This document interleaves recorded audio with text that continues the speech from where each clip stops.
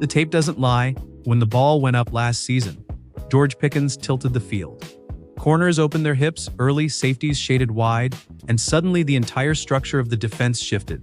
That's not hype, that's impact. And now the Cowboys are deciding exactly how much that impact is worth. I am Carlos Eduardo, and from where I sit, this contract situation is a stress test for the front office's discipline. Brian Schottenheimer kept it cool at the Combine, talking about the process and the business side. I've been around this league long enough to translate that. It means Dallas wants him back, but on Dallas terms. The franchise tag isn't emotion. It's leverage. It buys time. It forces clarity. And it tells the locker room that no one, no matter how explosive the numbers, skips the line when it comes to structure. From my perspective, Pickens earned respect in 2025. 93 receptions, 1,429 yards, 9 touchdowns. He became the tone setter on the perimeter. On the money downs, he was the bailout option.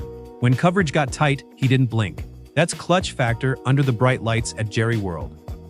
But here's where I draw the line.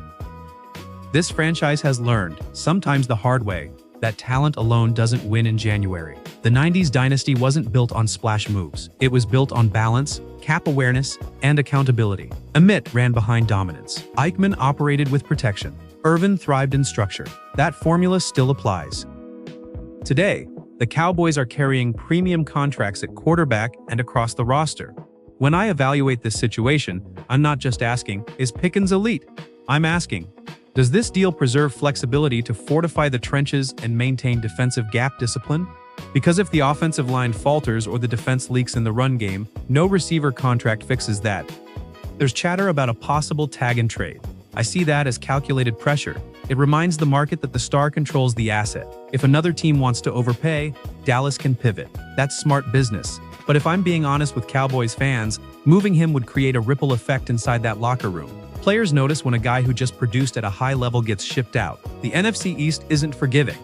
The Eagles bring physicality. The Giants love playing spoiler. Washington is stacking speed. In this division, you can't afford offensive regression.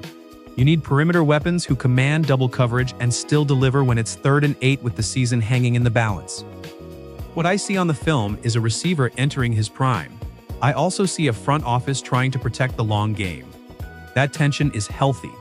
Championship windows close fast when emotions override strategy. If the Cowboys extend him with structure, front-load smartly, protect future cap years, demand leadership, it sends a message that performance is rewarded but discipline remains king. If they tag him and reassess next year, that's patience. If they trade him, that's a gamble that better come with draft capital and a clear plan. Under the star, the standard isn't statistical explosions. It's rings. And every decision, especially one involving a top weapon, has to answer one question. Does this move bring Dallas closer to lifting another Lombardi? That's how I measure it.